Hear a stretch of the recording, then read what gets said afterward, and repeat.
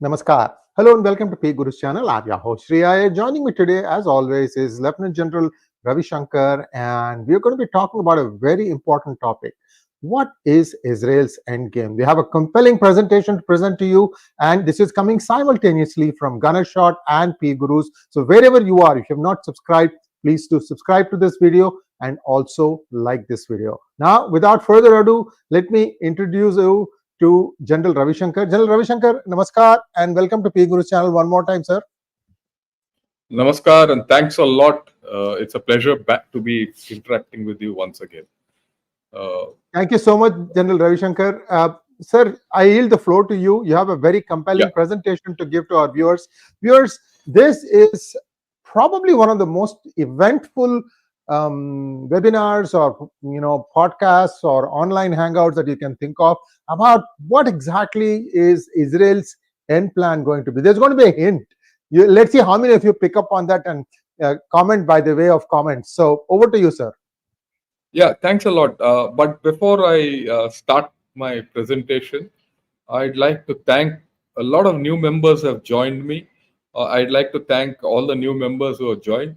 I'd also like to thank Sree Iyer ji and P Gurus, because a lot of it you helped me get. It's this joint thing. So my gratitude to both of you. And I would also like to wish all viewers of P Gurus and Ganeshot happy Navratras. We are in the middle of the Durga Puja season. And we'll see how Durga Puja goes, because we have to discuss Bangladesh after this. Okay. Yes. And the next thing is, I'm participating in the Indian Army's annual Chanakya dialogues. I was there for the curtain raiser with the vice chief and the chief. I was in the panel with the vice chief. Both those videos are put out in Ganeshot. Unfortunately, I can't give those videos on P Gurus. So those of you who want to see it, see it. You keep asking what India can do and not do and all. Hear it from the two horses who are running Indian Army. The chief and the vice chief of the Indian Army. So they will tell you exactly what's happening. And this entire month is dedicated to the annual Chanakya dialogues, where the Indian Army has curated the best of guys whom they think and the subjects, and that's going to be later in the end of the month. But from now to then, there's going to be a whole lot of webinars from eminent personalities who are going to come on Ganeshot. Again, I'm sorry I can't give it to do simultaneous like this, but that's part of the game, because that's official, and there's certain things to it. Right. With this, let me start on what's happening. And everyone thinks Iran is going to attack next. They're going to blast off. Not Iran, sorry. Israel is going to attack next, and they're going to blast off the nuclear installations, oil pipelines, this, that, all that. A lot of thing is happening. I think we need to have a look at it very, very, very professionally. So what I did is I have done. I'm going to do a military like briefing. This is not a normal discussion. I'm going to do a military operational briefing to all of you. Something which I've learned in my entire life. Can we get the slide on, please? Yeah. Okay. So we'll talk of Israel's end game, and yeah. Before that, just think.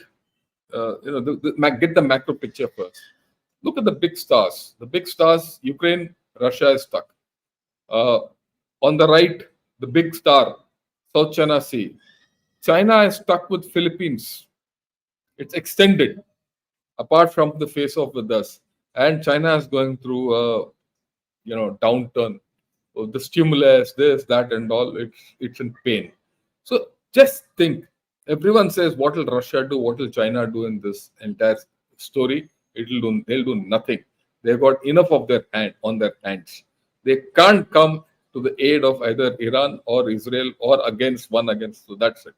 Of course, the third big star is West Asia. We'll talk of it. But India itself has issues around. That's why the small stars. Tibet is going to come up. We're going to discuss it down the line. Kashmir elections got over. We're going to discuss that also. Not now, down the line. Pakistan, a lot of issues. They want to amend the constitution. That's a tinderbox. and Bangladesh and Myanmar. We've discussed enough, but for my money, the most important stars are the small stars. But for action, we'll go to West Asia, right? And we'll go to Israel and Iran and all that. Now, this is interesting. Have a look at this map. This is a map of the time, and mind you, this is in German. This is a German map. Of the time when Iran and Israel were friends. And this blue line was the intended pipeline, which was to go from Iran to Israel through the Israeli two deserts, Haifa and off. At that was the time when Iraq, Jordan, Kuwait, Bahrain, Qatar, Saudi Arabia, Yemen, Oman, all these were Sunni countries.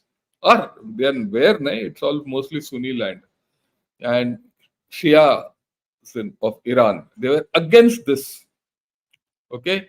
And for them, Israel was their friend because Israel was against the Arabs. I mean, this is something which people tend to forget. It has got an important bearing on what is likely to come ahead. Okay, right. Now, you go back in time, Israel in the center, it faced a conventional threat of existence, pan Arab nations. But the fight then was with nations and largely Sunni nations. Okay, okay, now the threat is from hybrid militias, Shia militias of Iran. Just see how things have turned around. Whether they are hybrid or conventional, the fundamental threat, existential threat to Israel has been constant. Okay? Now, why did Iran turn against Israel? Something must understand. This happened when Khomeini took over, and the Iranian revolution. From Khomeini, now Khamenei has taken over, and to a large extent, they've radicalized Iran, and they've radicalized the thinking process in Iran. Okay, now that's at risk at this point of time. I'm making a loaded statement up ahead, and we'll talk of it down the line because Iran is not a stable country by any stretch of imagination. Okay, what is Israel's end game? Like any other good nation, it wants to exist in relative peace.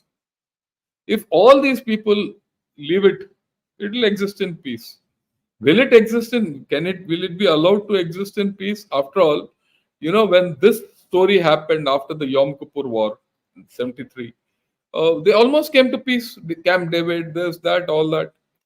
And even the Palestine problem almost came to an end with Yasser Arafat almost signing on the Oslo Accords and all that, but he walked away. Now, when that broke, the peace or the whole story came to this. Okay, it's a different ball game, and the war Israel is fighting is completely different. When I say hybrid, it's not completely subconventional. It is subconventional plus conventional plus technology. Okay, but before that, let's understand. A lot of people are talking something's happening in Lebanon, something in Houthi, Yemen, something in Iran, something in this thing. Let's put all this. Let's get some clarity of thought first. What is the current status? Right. First, attacks on Gaza continue. Israeli attacks. The West Bank is rested. There's action there. So Israel is facing two fronts within. And Hamas, of course, is weakened, but it's not out. A few more Hamas leaders have been targeted and eliminated. Now, what's happening in Yemen? 30th, 29th, 30th night. Okay. Houthis from Yemen fired a missile at Israel. There it was intercepted. And then Israel has gone all out to disrupt their power and their seaports, Hodeidah and Ras Al Asa.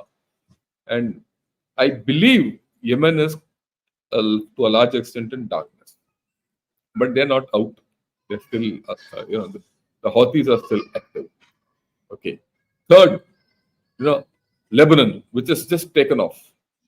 I must tell what is not there.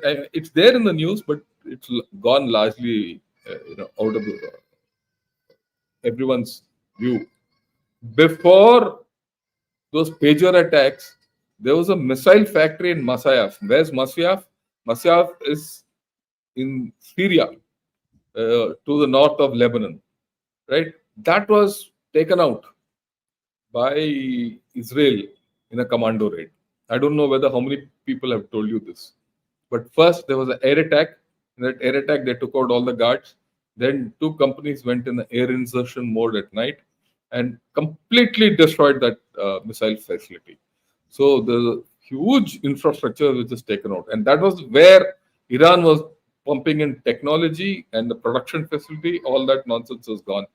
So they've dried out the swamp, if I put it in Israel words. So, right, and then they went in for the pager attacks. I mean, you must understand, there's a very, very calculated, cool, calculated, professional approach from Iran in how they've gone out. This is not just, some fool running around shooting all around the countryside.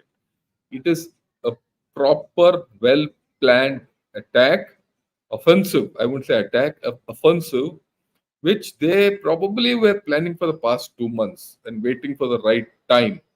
And they were probably went into this mode when in April, those 300 missiles were swatted off, drones, missiles, and all.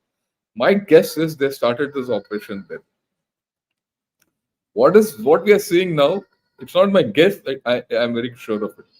What we are seeing now is just the execution of that plan and preparation, because they had to collect intelligence and make a plan and work things out. Then they have. Then the pager attacks. Then the walkie-talkie attacks took place together, almost one day after the other.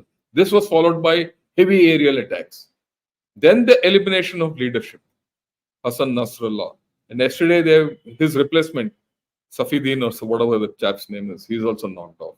So you see, uh, Gaza, Hanayat knocked off, and that other fellow is in hiding. Here, Hezbollah is completely. There's this picture which has come out in X, and all social media. The family tree of Hezbollah all eliminated. It's not only that family tree which is eliminated, all the shoots which are rising out of that are also being eliminated. So anyone who is coming up as a leader, Israel is eliminating. Why are they able to do it? They had the intelligence to do so. And now they've started the ground attack, and the ground attack now is 72 hours old. We'll talk of the ground attack a little later. Why they're doing it and how they're doing it and what are the issues and what are the problems in it. Okay. And not only that, in the past 24 to 48 hours, they have carried out airstrikes north of Lebanon in Syria, Jablin. What have they done there? They've taken out again missile based infrastructure. Now, besides this, Israel has systematically eliminated IRGC commanders, whether they were in Beirut or in Iraq or in Baghdad, whether they were in embassies, diplomatic cover, all that found. Wherever they've found, they've hit them. And then there's now hitting Beirut. Now you'll wonder, why is Beirut being hit? You have to understand then the politics of Lebanon. This war is not just firing missiles at each other like bloody bulls. It is, war is politics by other means, and politics is war by other means.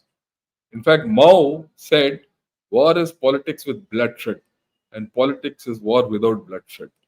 So, I'm putting these things in picture, and that is why, in part of this military campaign, there's a political game going on. What is the political game in Beirut?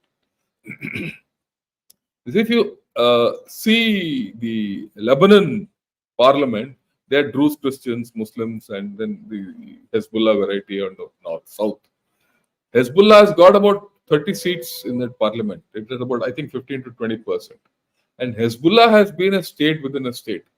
You must all know, or if you don't know, this is something. In Lebanon, there's a Lebanon army, which is the sanctioned army of the Lebanon state, and there's Hezbollah. It's a, like I said, it's an army within an army. It's a it's a state within a state, and they have the Lebanese government has had no control over Hezbollah, but the converse is not the same.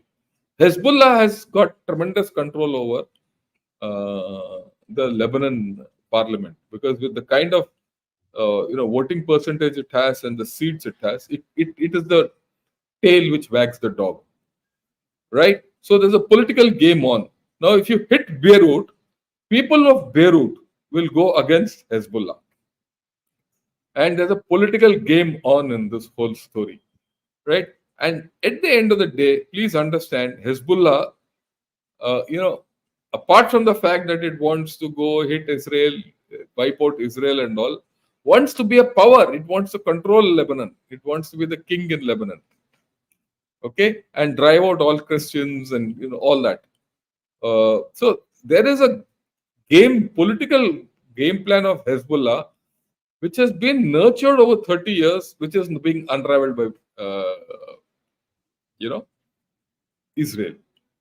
So this story of Beirut is something we have to understand, and this was told by Yoav Gallant, who's the chief of army staff, our defense minister, and Benny Gantz, who was the vice prime minister of of that coalition government, that national government which is now in place. They said, if this was not now, last year, if anyone starts interfering from the north, that is Hezbollah starts interfering in the north, we will get after Beirut. Beirut will not have water to drink, nor will their sewerage be alive. We are going to make it into a hellhole. This is a warning given. Hezbollah thought it won't happen. It won't happen because Hezbollah wanted to take the war into Israel, but that's not happened. Israel has very clearly turned the tables. And this is important to understand. I'm spending time on this because this is the criticality which is now developed. It might be very small. Two things are happening because of this. One, the people of Beirut will now go against Hezbollah, and Hezbollah, which has stashed away weapons in Beirut, are also getting hit. Okay, so there are two things going on here. So this is what is Israel's action. Now let's look at Iran. Okay.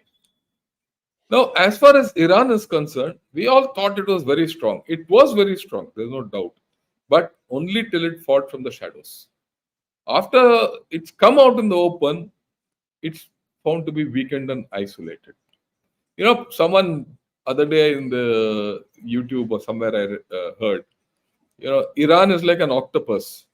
The head of the octopus is Iran, and its arms are Hamas, Hezbollah, Shia militias in Iraq and Syria and Houthis. Now, if you see from the last one, all these arms have been targeted, are like paralyzed at this point of time. Houthis not fully but they are so far away they can do very little. Now, Iran can target the head of the octopus. Sorry, not Iran. Israel can target the head of the octopus. Now, look at Iran. You need to analyze Iran politically also. Iran is a country which is divided from within. Last year, if you remember that Masa Amini, the 20-year-old girl who was taken into custody and she died in custody. There were protests, there were violence, and the clerics and the IRGC came out with a heavy hand on those protesters and they have stopped the thing. But there is opposition to the clerics. If you see their, prime minister who was elected, Peshke, he is not a hardline cleric.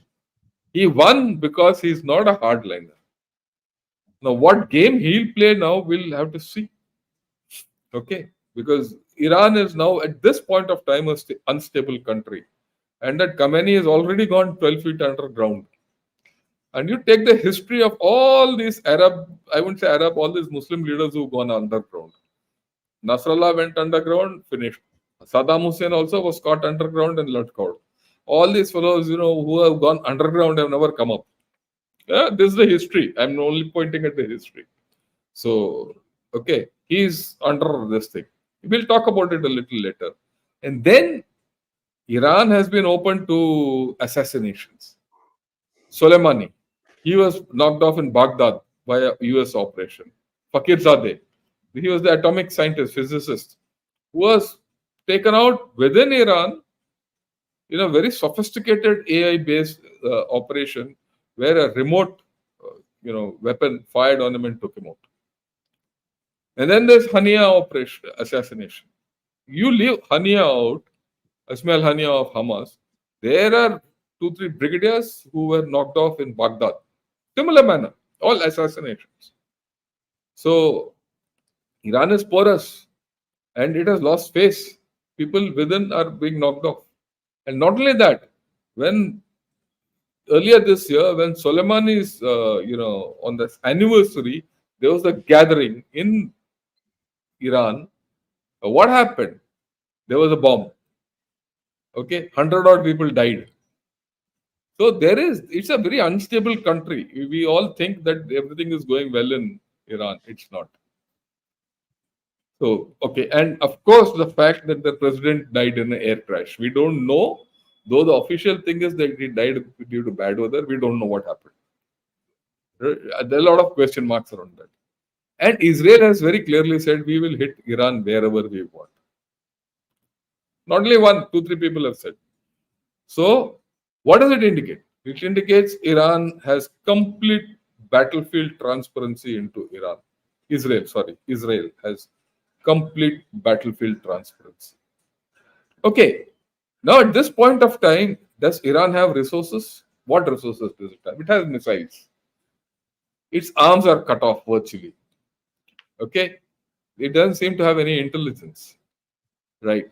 And Iran doesn't. If tomorrow Israel undertakes an operation, Iran has it's a one-dimensional force now with missiles because the militias are cut off, their arms are cut off, and it doesn't have air force, it doesn't have a land force. This IRGC, everyone talks of IRGC. I have a different view. It has never fought a war. When did it fight a war? The last war Iran fought was with Iraq. At that time, there was no IRGC the way it is today.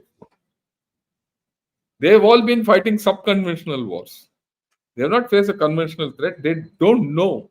For example, Iran carried out that air insertion, which I told you, in Masyaf, and took out that factory. It's a very, very surgical insertion and operation. It's something like a mini NTB, raid on NTB miniature, not, but it's a deep insertion. Iran cannot think of it. It doesn't have the means anyway. First, you need helicopters, you need air cover, all that it doesn't have. Okay, so it doesn't have a land force. So what can Iran do? It can only defend itself. Defend it can, and it can go political. It's not that Iran is completely finished off. We'll come to that. Sanctions are crippling Iran. Iran is now, actually for the past 3 to 4 years, has been forced to sell oil at heavy discounts. And who have taken it? Chinese. I mean, just think Iran, which has got the third or fourth largest reserves of oil in the world, has got an economy which is less than Bangladesh. So that's the crippling which they've enforced on Iran. Okay. And their missile attacks are not fully effective either. And some landed in Iran. That's the latest. Some 4, 5 of them landed back in Iranian cities. Okay. So now will come. I mean, some will say that the missiles were effective. Yeah, a missile when it fires is optically great. I mean, I've commanded an artillery div which had a lot of rockets and missiles. I've fired more missiles than I can remember. At night, they look damn good when they fire and there's a trail coming and they're streaking down and all that. But have they hit the target? That is the point. They have not hit the target fully. Some have, but largely not much. And whatever little Israel has had the ability to recoup. You know what? Israel lacks something called a RSI capability. That's what I've written. Second, third last bullet. Lacks So this is RSI Iran, capability. sir. I think Iran So yeah, lacks RSF. yeah, Iran lacks RSI capability. What is RSI? RSI is Recce Strike Integration. Recce is made up of two parts. One is intelligence. It is human intelligence, it's ground based intelligence, it's aerial intelligence, electronic intelligence, and space based intelligence. Strike is the strike element, which Iran has. But have they been accurate? No. Integration is the command and control system, okay, which they don't have, which Israel seems to have. And not only that, they've been able to, the strike elements of Israel are more varied. They seem to have, they have for strike, they have rockets and missiles, which they have not fired so far, Air Force and special ops, they're able to carry out. Okay. Of course, Iran doesn't have a navy also, which is worth mentioning. Right. So we have to understand this. Now, let me qualify this business of, you know, uh, yeah, look at this video. 1 minute.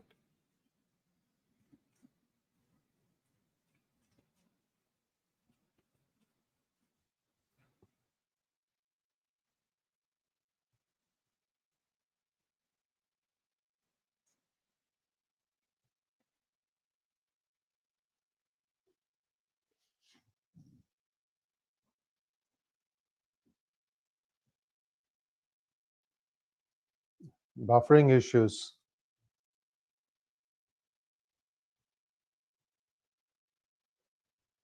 Yeah. So let's stop this and understand. Okay. Look, you see the building behind is the Mossad building. Okay. And a major part of the Iranian strike was on the Mossad building. After the strike, also, you see that building nice. And 30 feet crater, 50 feet wide and 30 feet deep means it's a major missile which has gone.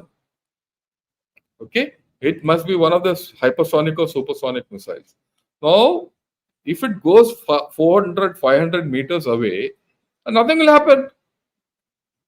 It looks great when it falls. There'll be a big bang, a lot of dirt thrown in and all. But is it effective? It's not. And this is the case which is coming out overall. Okay. Now let's go to the next one. What is Israel's end game? I showed this earlier, existent relative peace. And I said this is how they'll do it. Break the arms and then isolate the head and target that. I mean, their system is very clear. That's how they're going. They've come to the stage of they've isolated the head. What will they do with the head is what we have to see. Okay.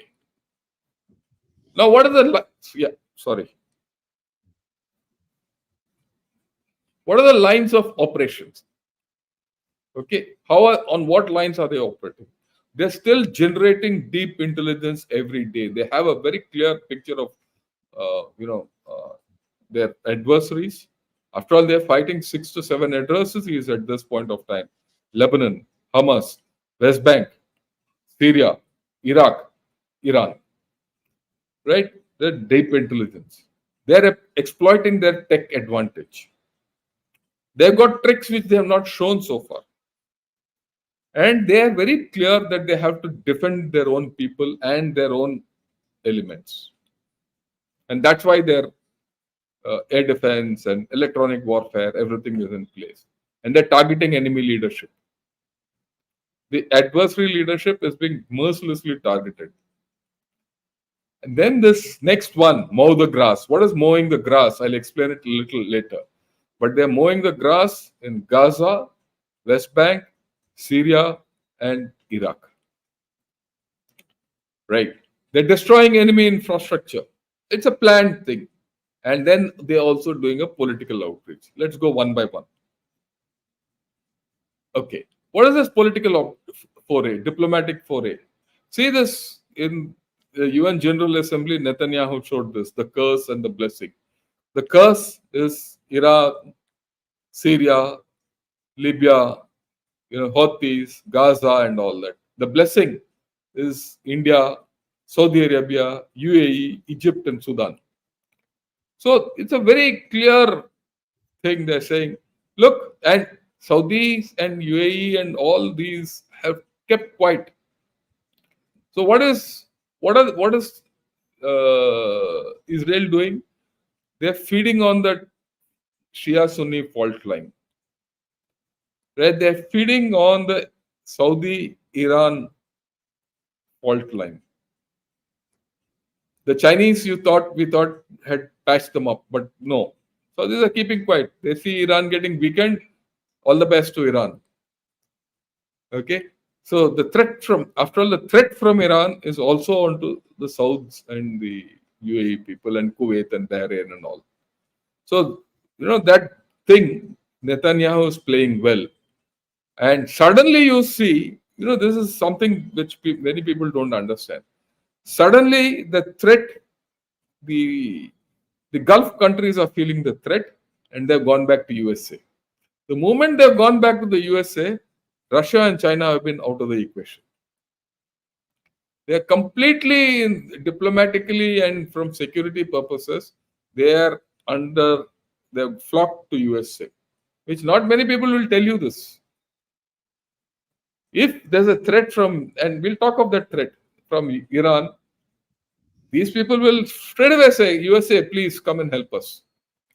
And then Netanyahu has given a direct message to Iran. He's given a direct message to the people of Iran.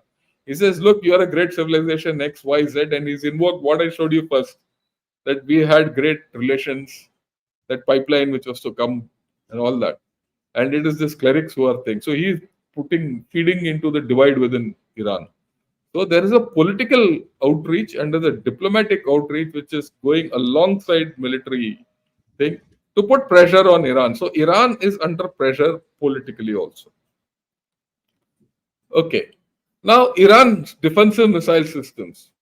They have this Arrow 1, Arrow 2, Arrow 3, Iron Dome, and David Sling. Everyone talks of Iron Dome.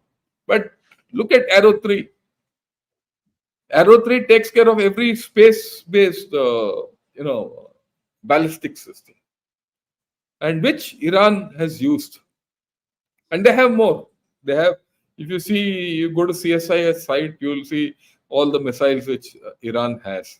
Some of those missiles can hit South India also, I mean, notionally. But these people have the ballistic missile defense. They got good ranges. They have the ability to. They have the space. USA would be giving them all space-based intelligence and electronic warfare. You can't beat Iran. Not Iran. Sorry, Israel. So that your defensive systems are defending Iran. Some will get through. Some, after all, it's war. It's not as if that their systems will be completely foolproof. Some will get through, but will it give that advantage to Iran hereafter?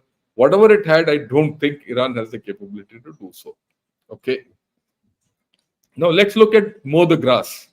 I said mow the grass is one line of operation. What is it? Look at it. South is Israel, north is Lebanon. There's this river Litani. Now, Israel has told Lebanon people in the south, up to Litani, please vacate and go off. And anyone in this will be taken as a enemy. What are they doing? It's like mowing the grass. When you mow the grass, you can see from far, and of course the grass will still be there. The militants will still be there in some form, but it will take some time for them to grow. So they keep them out. And now the point is they'll do everything in this to mow the grass right up to Litani River and make a zone where the threat will be minimal. But is this going to be easy? It's not going to be easy. That's what I'm going to now next. I'll show you. You look at this. The going is going to be very tough. Okay, let me play this.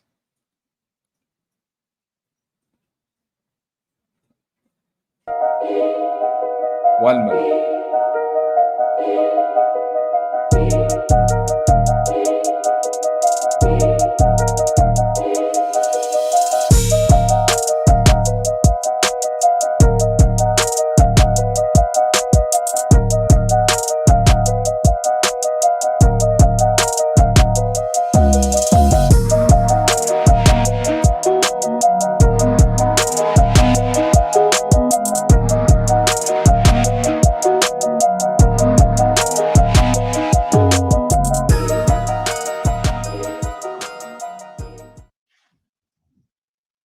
Okay. Now there are many such tunnels. Yeah. Oh, sorry.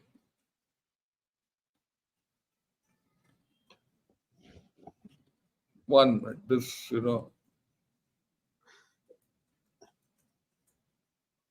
yeah. Sorry. Yeah. There are many such tunnels, in Lebanon. Hamas, if they knew, they were mapping them. But in Lebanon, I don't know whether they have full int about it. Right? So, uh, if you have, they have to defang Hezbollah. There's a long time ahead. So, this mowing the grass, which Israel is doing, is going to take some time. Okay, so taking all this into consideration, what are the options now with Israel? Because Aglabari is with Israel. Iran has done what it has done, and it has said, "We have done this. Now we want peace. We'll not do anything." Okay, and they've also said, if you attack our oil fields, we're going to attack the other Gulf oil fields, and they might close the Gulf Strait of Hormuz. That's the problem. That's the threat they're posing. They're no more talking of hitting Israel and all that. That's out. So what can Israel do? They can target nuclear sites. Now that is a difficult option at this point of time. Will they do it? Well, we don't know at this point of time. But I don't think it's off Israel radar. Now everyone will say Israel can do air strikes, it can do missile strikes. They'll be foolish if they do that. The best way to do it is internally. They have the means, right? Internally, look, you have to decapacitate them, their nuclear issues. No, you don't, it doesn't matter how you do it. The optics don't matter. The ultimate thing is the nuclear sites have to be brought down. Is that's an option? There are three options to take out the nuclear sites: by air, by ground insertion, sabotage, or by missiles. And Israelis in the last attack, in April, they demonstrated this. They, sent one explosion next to Natanz. Where is Natanz? I'll show you. So that this option is not out, but not entirely in also at this point of time. Can they target oil terminals and infrastructure? Yes, they can. But the moment they do that, Iran can hit across the Gulf. Now that's a short distance. The moment they do that, all hell will break loose because USA will get involved. Remember, the central command of USA is in Bahrain, Qatar. Okay, so then it will all-out war. So that's what Iran is threatening now. They can target key infrastructure. That's game. What key infrastructure they can target, I don't know at this point of time. That will be in Israeli calculations. How they want to handle, Iran. They can eliminate the leadership and regime change that they're already trying. If they can knock off this Khamenei and a few other hardliners, they will. And it might happen. This is also high risk probability. I wouldn't say high risk probability, it's a high probability. Of course, they'll continue their pressure on all militias. They'll hammer these militias, there's no doubt about it. And they'll continue the ground offensive. The ground offensive, like I said, is going to be bloody, it's going to be tough, it's going to be long. It's not going to be easy. They took 1 year in Hamas against Hamas in Gaza Strip. This is a larger area. The only thing is, Israel won't go deep. They'll not go up the Bekaa Valley like they did in 2006. They'll limit themselves to clearing the area from where the threat won't be, that much. They'll have to live with the threat. That's part of Israel's future. Okay. Now, these are the pipelines. Okay. These are the pipelines. Sorry. These are the pipelines and the oil facilities of Iran. Uh, so when you say oil, this thing, they can hit the pipelines. They can also hit Karg Island, which is at the bottom. Karg Island is the place where all the oil terminals of Iran are. They can do that. Something which people have not visualized. Everyone is looking towards the Gulf and all that. You have to look at the north, Azerbaijan. Now, Iran and Israel and Azerbaijan are friends, and Azerbaijan and Iran are not friends. So don't be surprised if something happens from the north. Okay? Everyone is looking the south, that fellow will hit from the north. So these are all a lot of tricks still there. Okay. Now, this is Karg Island, where I put that red dot is Karg Island. From Israel, somewhere, anywhere center of Israel, it's about 1300 kilometers. And Israel has the capability to take it on and finish off. That threat. A lot of people say, oh, oil mar dega hai. It's not so easy. Like I said, a oil spill there, closing the Gulf of Hormuz, these are all issues.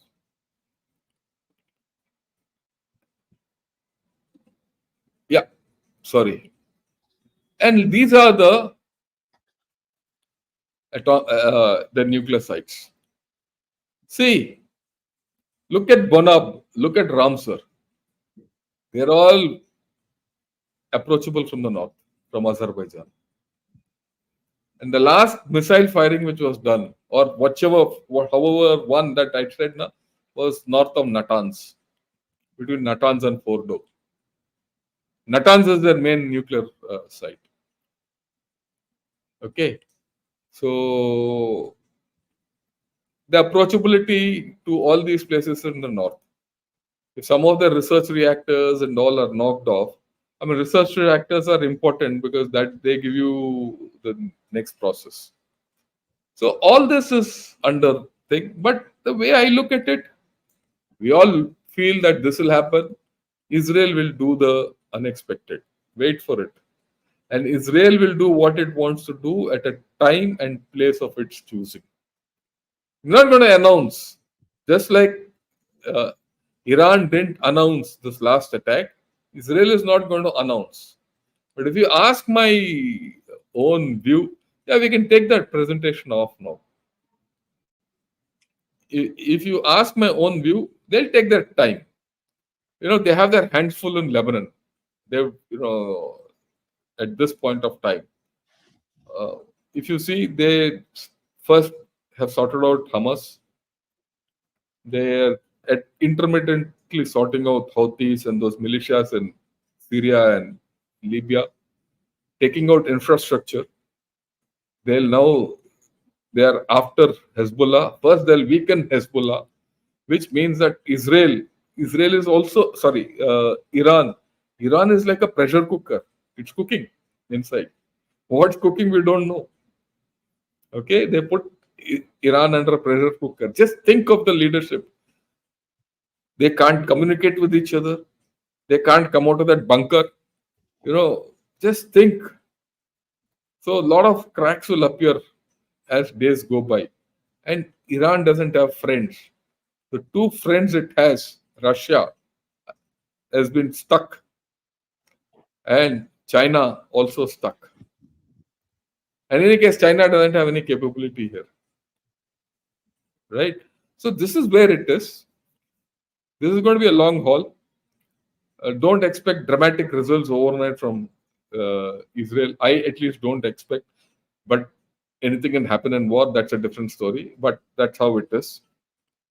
So Sree Iyer, I have finished. Any questions? Thank you, sir. Couple of questions This for is me. the best. This is the best I can do as a military man. It's a proper military appreciation and briefing.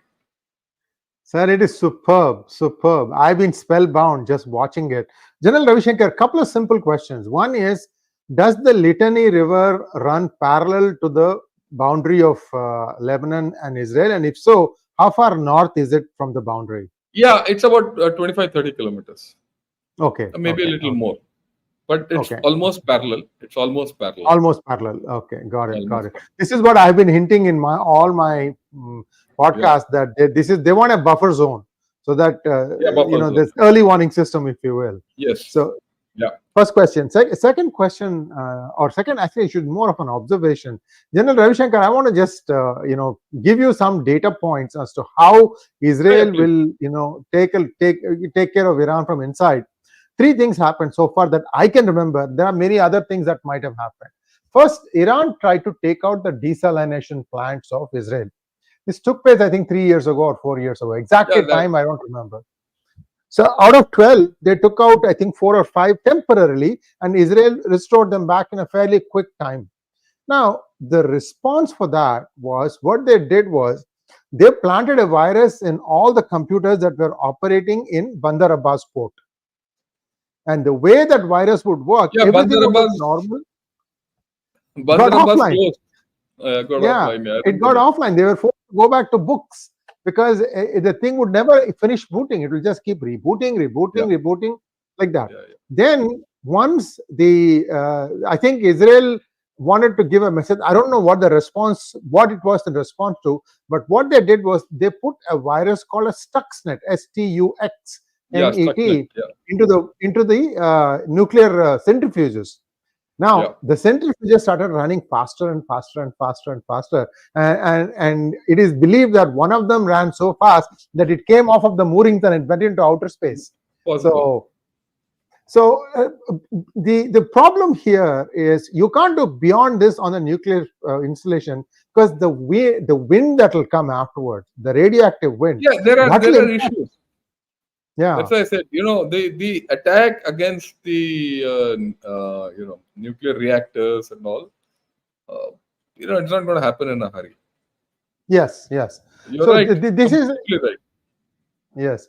Now, so the third thing that they did was, this was recent, when the first launch of missiles from Hezbollah took place. What they did was they went to the point of sale terminals on the petrol bunks in Iran for about 14 hours or so. 70% of the petrol bunks stopped operating. They would not accept your credit card. Again, you Yeah, have to go back and do it manually. So Israel has many such things in its hand. I think that's what you would look. For example, on a very hot day, if the power grid goes down, power grid gets stressed out on a hot day because everybody turns on air conditioners, right? So something like that could be thing. I don't know, I'm just guessing. yeah, yeah. That's why I said, look, they will.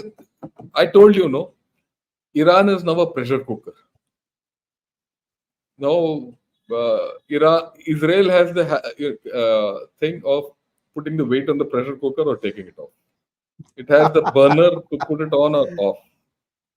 Okay, and so I don't know what Israel will do, but it's going to do something out of the blue.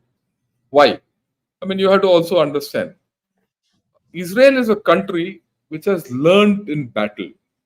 Probably the only country besides Russia, USSR, which has learned in battle. Whether it was the 67 war or the Yom Kippur war, Yom Kippur war, I mean, I must take people back into that time. Yom Kippur war, the Israelis were taken aback by the Egyptian use of air defense missiles and anti tank missiles. That was the first time when they appeared on the horizon or in the battlefield. And they lost heavily initially. Israel was on the back foot.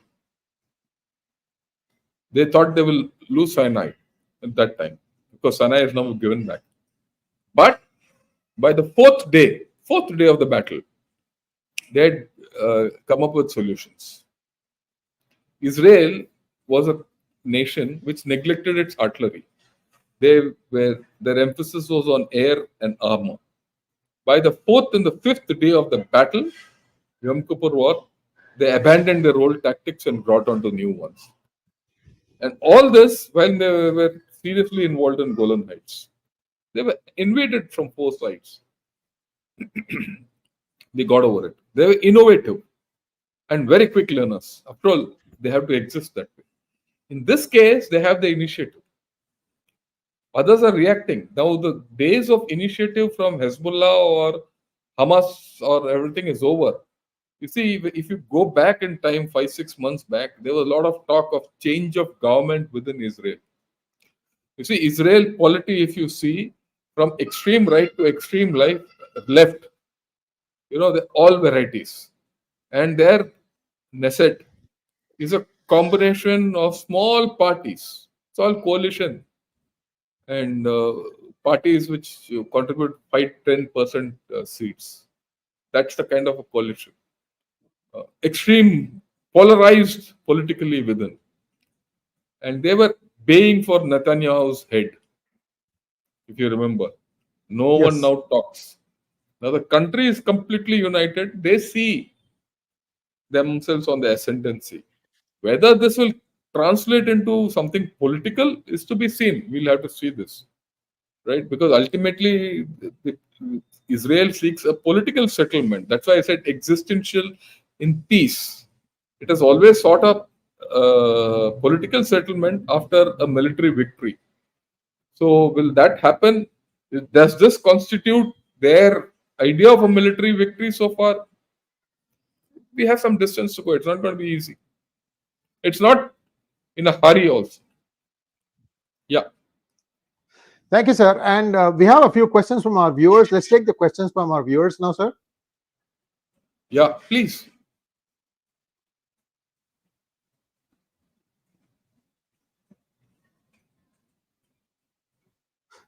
Thank you, Ram Mahendran, for becoming YouTube Thank member. you. Jaipuri Shankaracharya wants to know, will Israel eliminate Khomeini first? If we assume that Khomeini is eliminated, I think it's Khomeini, what Amanai. consequences will Israel face? Will IRGC, Hezbollah, and Gaza go for a ground invasion? Look, that's out of question. If Khamenei goes, Israel will go into turbulence. Okay, that's why I said Israel is sorry, not Israel, Iran. Iran will go into turbulence. Iran is a highly unstable country. There's a divided country. It is. It is only that the IRGC and these mullahs and Khamenei and gang have suppressed the people to a large extent. There are a lot of deaths last year. If you think this business of ground invasion by from Gaza, Paza, and all, just forget it. It's all over. That season is over. And you're talking of Hezbollah without leaders. Look, let me give you an analogy. Australian cricket, if you follow, the principle of Australian cricket is what? Get the captain out first. Get the captain out. After that, get the vice captain out. The whole team will fold up. Morale. ठीक है अभी तो यहाँ तो captain vice captain next captain future captain past captain सब गए gone Hezbollah का communications gone. I mean, they'll not communicate with each other. So then what are we talking of? They have gone in. Why did I show you that bunker, such deep bunker? One way of looking at it is Israelis have a tough task ahead. But every day the Israelis are in Lebanon searching out these bunkers. They're destroying Hezbollah's capability. They've said you go north of Litani River, till Litani River, nothing. So what is the question of who will attack Israel? And all those chaps are running away to the north. Shankaracharya ji थोड़ा सोच तो कर लो. Yeah. Next one, please. Ravi Shankar wants to know, General Ravi Shankar, sir, Iran is asking all the Muslim countries to join in their fight against Israel. Yeah, but who's listening to them? Who's bothered about that? That's why I said, see, this is the fight. Before this fight, why do you think I said there's a political and a diplomatic outreach? Okay? Now, Iran on one hand is saying all Muslim countries should fight against Israel. Okay? That's good. But Iran is also threatening Saudi Arabia. Iran is also threatening UAE. Iran is also threatening Bahrain, Qatar, and all these people. So who will listen to them? If you see, there's a studied silence from all these fellows, including Turkey. The Turkey Porky is keeping quiet. भाई तमिल में है ना पुरकी है आमापा ಇಲ್ಲ am I right or wrong पुरकी இல்லையா அவன் You're right. You're absolutely spot on, sir. Spot on. so he's also keeping quiet. So which Muslim country Pakistan बोलेगा पाकिस्तान को ये नहीं पता वो अगला where is he going with his next begging bowl. So if you see, and I've told you the macro picture, Russia cannot get involved, China is not able to get involved, China is look, this is something which is, whether it is planned or not, I don't know, but this is, they're fixed. Iran is actually in a bad shape politically. Yeah. Next one, please. Rajat Rana wants to know, sir, is Israel using advanced laser weapons to counter Iranian missile attacks? That's a very minor issue. Whether they use laser or not, or DW or not, is a minor tactic. These are non-issues actually. The Next one, scalpel please. doesn't matter. How you cut the body is important. Yeah. How you cure the body is more important. Yeah. Actually, that question is coming up. 72 Poor Airlines wants to know, General Shankar, sir, do you think Israel will avoid attacking Iran because they aim to win over the Iranian people and attempt a regime change? Yeah. But no, not. They might look. Let's look at it this way. What is attack? You have to define what is an attack. Is attack that which you do by air attack or a missile attack or a ground attack by a navy attack? Is that the attack? Today we are talking of multi-domain warfare. You can attack Iran in different methods. Can it be a political attack? After all, please understand why I am saying political attack. Please understand this. What did we do against, in Jammu and Kashmir? What was Article 370? We've been fighting the Pakistan army for so long. We've inflicted 4 defeats on them. 47, 48, 65, 71, and Kargil. We defeated them. But with every defeat, the Pakistan army got stronger. That I've spoken about this. I've spoken about it for one full episode. How do you defeat an army which becomes stronger after every defeat? You defeat it politically. So when we abrogated Article 370, there was no counter to it. The Pakistan army and the Pakistan state could not counter it. They were left on the sidelines. Yeah, Imran Khan made some loud noises and that was the end of the story. The political strike, when it comes, will be supercharged. Well, the point is, can Israel do it? Israel is not like Indian state which can do it, because Israel has limitations. But the strike could come through USA. Don't forget, USA is still playing this game, remote. Master of regime change. Okay, they could do regime change in Bangladesh. They can do regime change in Iran also. So don't count. A lot of things are in the air. Don't count it out. Next one, please. Raman wants to know, Pakistan is a periya purki. Okay. இல்லப்பா அவன் சின்ன பொறுக்கி தான் அவன்.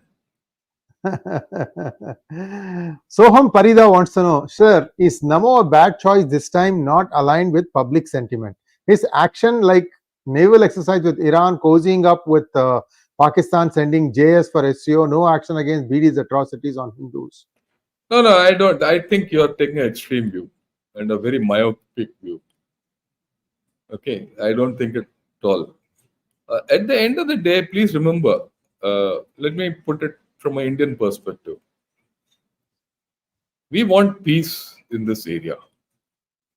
Israel is a good friend of ours. So is Iran. Iran is very important for us. Please understand. I have analyzed Iran and Iraq dispassionately as a military man. But for this thing, Iran is very important for us. Iran is important for us for our future energy requirements. Today things are in one direction. Tomorrow it could be something else. You need Iran for the international north-south corridor. You need Iran to control Afghanistan. So we have a lot of eggs in it, and we have civilizational relationships with Iran. They're not bad for us. We have a port there, Chabahar. We've invested it. We're running it. We have an investment there. Okay, Iran is strategically very important for us.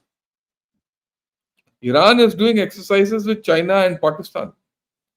If you don't do exercise with them, it's a void. Life is not about taking two swords and going for a fight and saying I'll cut off the other chap's head with one sword and the second sword I'll cut my own off. That's the foolish way of living. We are getting to great power status. Great powers don't fight; they manipulate. Okay, Iran is not our enemy. Israel is our friend. Okay, but we don't take Israel side or Iran side. We also don't take Palestinian side or against. Please remember, Mr. Modi was the first prime minister who went to the state of Palestine.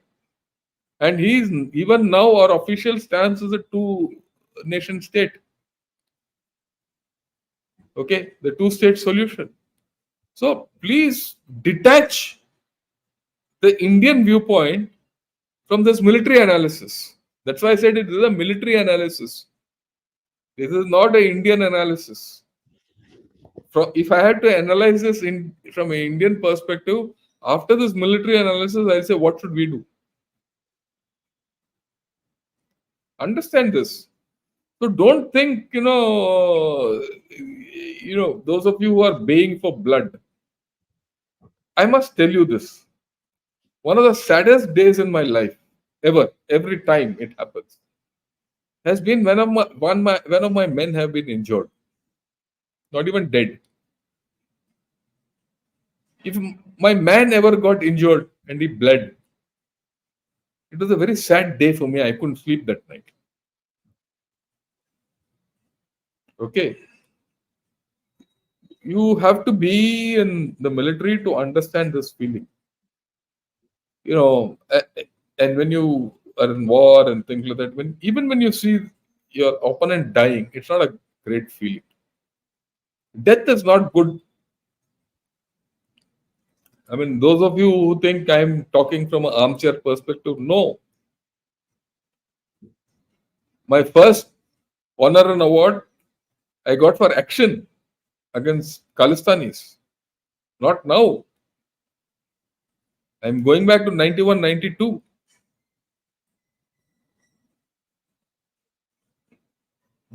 I mean, one knows, so, death is not a good thing. So, ये नहीं कि आप सब लोग, we want war. War is the worst thing which can happen to any set of people. There are people we are talking about at the end of the day. Just think what will happen if tomorrow a bomb comes and falls on your head and your wife and your mother and your children are wiped out and you're the only one left with another maimed child. What will your state be?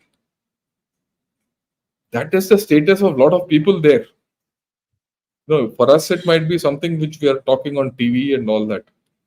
But if you put the feelings in, this is something, right? So sending JS for SEO, SEO is important. So what if it's held in Pakistan? When it was held last year in India, didn't their external affairs minister come? He came and spoke nonsense. That's a different story. But Villorani. the latest news is our external affairs minister is going. The Shanghai Cooperation Organization and the BRICS are important events. We have a stake in them. And no action against Bangladesh atrocities. What do you want to do? Go in and fight and create even more bad blood? I don't know how. From the photograph, it seems you are a young boy. Okay, I think you need to start thinking bigger. Okay. Next one, please. Shritik Kothari wants to know, sir, what are strategic tactical masterstrokes by IDF Israel over the past year, as well as major mistakes, and which of these are relevant or of use to us? What will be the Well, official trigger for World War III? I mean, that will leave. World War Three in history might record this part as this time it's World War Three, so we'll leave that out. But what are the tactical or a strategic masterstroke by Israel? Its complete fight against Hamas was ham-handed. They were caught by surprise, pants down completely, and they struggled from then to now.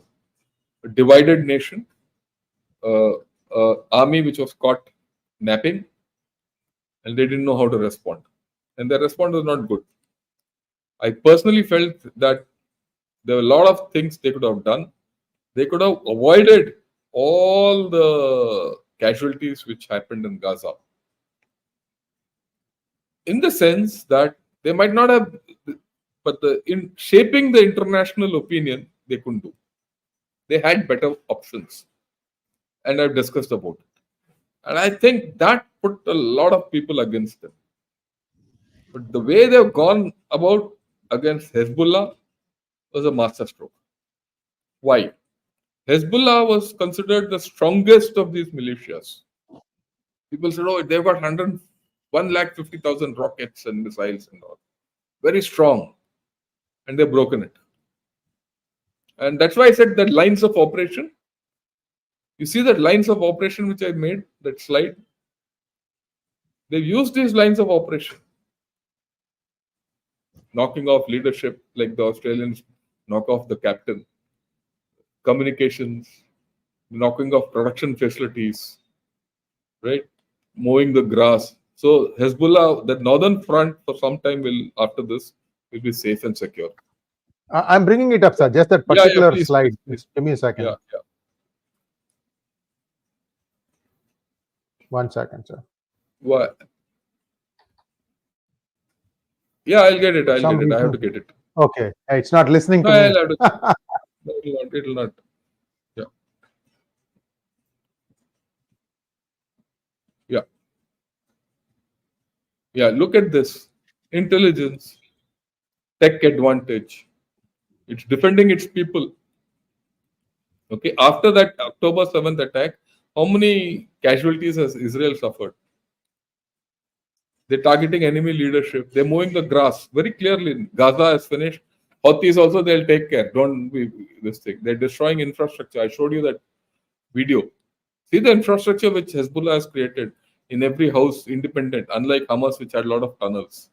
Even this, they have tunnels, but they have tunnels for storing and communication to some extent. Then the political outreach.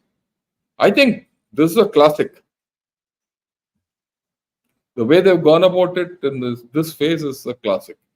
And the way, from a politico-military perspective, the way they've isolated Iran is superb.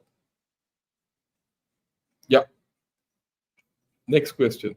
We'll take this off. Nirantar Saha has 3 questions. We'll just take the first one, sir. It's too many. We'll just take the first one. Where do you see Israel-Iran conflict after 5 years? Who will be the winner? We'll have to see. There are too many things. There are too many imponderables to see 5 years ahead at this point of time. But will there be peace for Israel after what has happened? It will not be there. See, this is the biggest mistake which Israel has done is they're not bothered about casualties. They're not bothered about collateral damage. So as a result, populations will be unhappy with Israel state. The populations in Lebanon, the population in Gaza, and the population in West Bank will be unhappy. So you're going to live with very unhappy neighbors down the line. What happens in Iran, all is a later story. So you're going to have, how do you go and live amongst beggars? Will you be able to, build a multi-storied building in a slum? That's the thing. That's a simile I can get in this. Uh, Now, Russia joined. I don't Yeah, know we have whether already answered these. The 2 and 3 we've already answered. Yeah. yeah, Aaron Adam wants to know what will Israel do to Turkey and Qatar in the foreseeable future? nothing. Why should it do? Why should it do anything? Just have to be ignored. Next one, please. Manoj Soma, he keeps asking me questions. But yeah, I am the host. You have to ask the नहीं नहीं guest. कोई नहीं Can can we explore more investment opportunities from Israel in chip sector, taking pages into consideration? More, they have some good chip technology, if any. Your views, Manojji. Israel has a lot of technology that can be used in India. What India needs is much better grounding in terms of education. Reservation in education should be only to enter into the college or anywhere. My personal opinion, once you are in a particular class, you have to compete on an equal footing. You want smart people at the end, because today Israel has gone so far ahead technology wise that India may not be able to keep up with. Even if they come and give you some things for free, India may not be able to absorb it. You need to be able to have the grounding in physics and in electronics and other things to be able to make use of that. It's not so easy. India has always been low cost supplier. India needs to change its thinking. It's not enough to be just a low cost supplier. That train is already leaving the station. If the Philippines does better medical records, inscription, whatever you call that thing, transcription, than India does. So that business is gone. So yeah, India needs to understand education is the biggest investment. That's why General Ravi Shankar is spending years and years in IIT Madras, Chennai, as well as General. He roped in his good friend General Rajiv Narayanan also there. See, this is where he is doing the right thing. You have to educate people, bring them up to a point where they can absorb these technologies. By the way, today you don't need to get somebody officially to give it to you. You can reverse engineer it. You have to be yeah, able to do that. Not that hard. Sir, yeah, you wanted to add to it? yeah. I want to add something very significant. You know, uh, ASPI, which is the Australian think tank, right? Every year they carry out a technology assessment. They carry a technology assessment of some 47 technologies. Who are the global leaders in these 47 technologies or something like that? It came out 2 days back. They've said China leads in so many technologies, USA leads in so many technologies. They say China has widened the lead over USA. But the interesting part of this technology rating, I'm talking of technology. Interesting part of this technology rating is in uh, 47 or 43 technologies. I don't remember the numbers, but in 47 technologies, India is in the top five. Last year it was some 36, 37. I think we have gone about 7 or 9. In 9 technologies, we've come into the top five. You know, we are the top five in those 47 technologies. What's more interesting? In 2 technologies, we've edged out USA also. So we are actually second in those technologies globally. So what I want to tell everyone, and look, this is not something which I have made. I have not even seen that fully. This is a ASPI has come out with it, Australian Strategic Policy Institute. It's their assessment. They put it out annually, uh, and it's a global assessment on which we can't influence. ये नहीं कि वो उसको पैसा दे दो तो rank up कर देगा. So you have to have faith in yourself. That's the first thing, Manoj. And this is across the board. I'm telling everyone. Uh, the second part of the story is it's not necessary that you have only one technology. Chip technology is one technology out of so many technologies. You have nanotechnology, you have quantum, you have AI, you have robotics, you have uh, synthetic biology. Have you heard of synthetic biology? You're good at it, incidentally. You have propulsion technology, which you're very good at it. Space. I was just taking a class today in IIT Madras, and today was on space and space missiles, all that interconnectivity. I was teaching MTech and PhD students, MS and PhD students. Uh, we are one of the four countries who gone to the moon. We are one of the four countries who has a Mars program. And as per many analysts, any country which has this capability is a future superpower. So you have to have faith in yourself that you are there.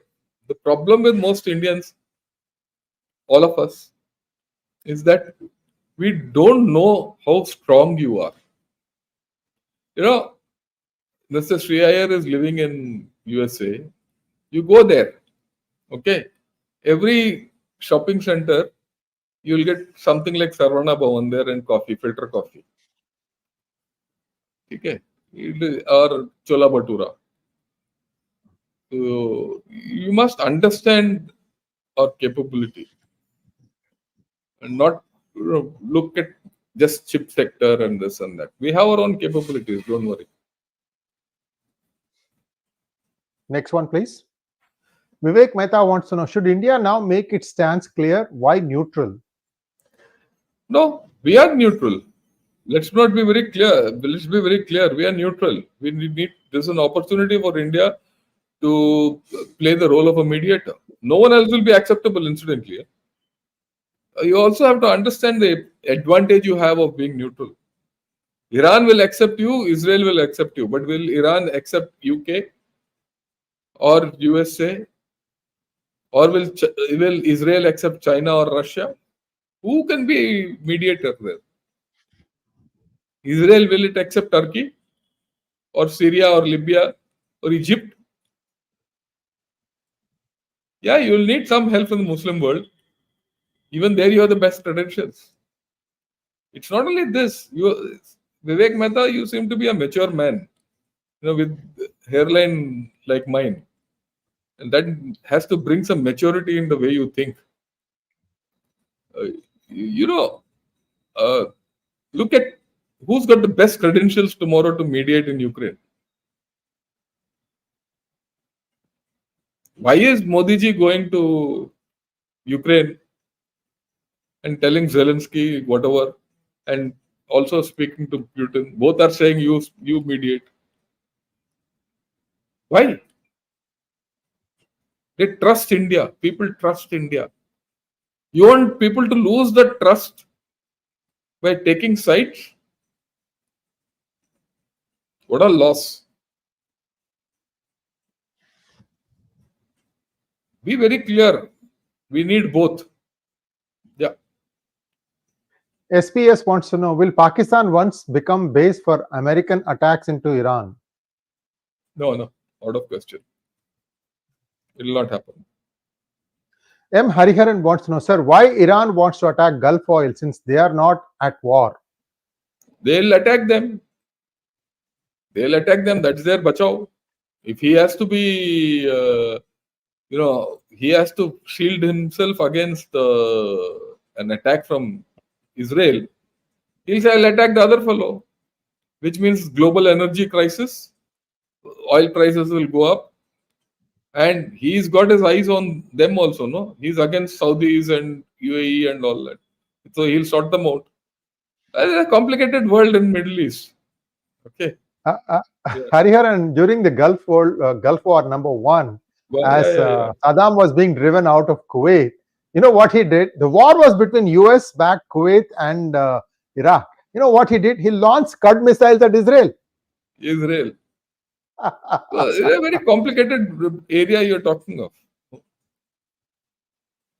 Next one, please. Nilesh Shukla wants to know, please ask General Shankar, China's Arabic Sea access, Arabia Sea, could be effectively blocked if India take Pak-occupied Kashmir. Does US support this as it would help them keep China away from its ally Iran? Eric, Nilesh, again, you people think very convoluted. Does China have access to the Arabian Sea now? with or without POK? No. Yesterday I was, doing a webinar with half a dozen scholars, India, Pakistan scholars, and four of them were scholars of Pakistan. For them, for the biggest problem China is facing today, the biggest problem China is facing today is that CPEC that will not go through. You know what the security they are trying to evolve? The outer perimeter will be manned by Pakistan army, the inner perimeter by private contractors from China. They are worried. वो तो छोड़ो यार, वो ये Arabian सी कैसे जाएगा? And what do you do with POK? You take POK. What will you do with 4 million Muslims? Do you have a policy for them? Or you want to become Iran? Or rather Israel? And throw them away like Palestinians? The hard questions. I mean, I would prefer people not to flippantly say we'll take over POK. Do you need it? Do you need so many people more? And are you prepared for it? So you take POK how? Militarily? Without any political outreach, without any societal outreach, without any cultural outreach, without any legal outreach. भैया पहले कश्मीर को ठीक कर लो, तुम्हारा घर में आग लगने वाला है, नहीं तो आप बाहर जाके तानाशाही मत करना. Yeah. Next one, please. Adam wants to know: do you believe the Azerbaijanis were involved in planning the helicopter crash of ex-Iran President Raisi? I will not say Azerbaijanis were involved in planning, but Israel would have used that space which they have. Could have. Next one, please. Chirantan Saha wants to know: with my little knowledge, I believe Russia will let Iran fall to Israel, US. I think sooner or later Russia will join the war or help Iran to stay afloat. Do you agree with me? Your thoughts? Yeah, that's what I said. How can Russia come here? Russia doesn't have the capability to go anywhere except Ukraine now. It's fixed. Russia needs drones from Iran. That's the status. It needs ammunition from Korea, North Korea. It needs all its electronics from China. Otherwise, they'll collapse there. So how do you think they'll get involved here? And Russia doesn't have its manpower is a problem. So no country will go to the aid of another country when its own problem. Just think like a Russian. You have to think like a Russian. You think a Russian will come and fight for Iran? He'll say first, let's take care of ourselves. Yeah. Next one, please. Sayantan wants to know: sir, I want to understand the impact of Jews' vote on US-Israel relation, and same for India, please. Kindly throw some light on questions below. We'll talk of this when the elections come. I think this has got nothing to do with the elections. Bangalore Subramaniam Srinivasan wants to know: the missile launched by Iran was a fixed match with Israel and USA. The launch window was 9 minutes. Was it to please the Iranians? Yeah, firstly, it's no fixed match. Let's be very clear. There's nothing fixed about this entire story going on. In Bangalore, the weather is good, so you can dream of all these things.